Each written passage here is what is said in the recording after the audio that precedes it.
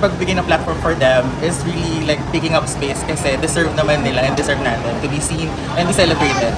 Madalas, walang pagkakataon para ma-showcase ang gawain ng queer artists at wala ring espasyo o lugar na pwedeng puntahan ng mga may hilig sa queer art.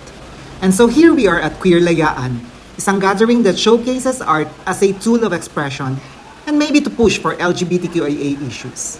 I guess it's high time that we bring more events for the community. Umabot sa 250 to 300 artists ang sumali sa Queer Layaan, perhaps highlighting na oo, maraming queer artists ang walang pagkakataong maipakita ang gawa nila.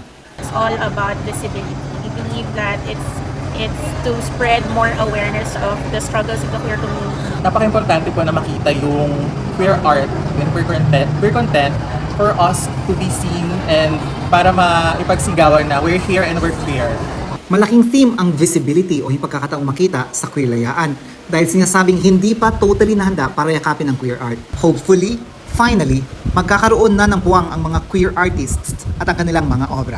Laban bakla, patuloy ang pagtindig, patuloy ang paglaban sa pagkakapantay-pantay. Let your art be seen.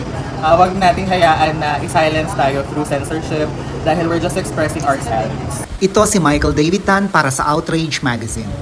2024 na wala pa rin sa wala nang anti-discrimination.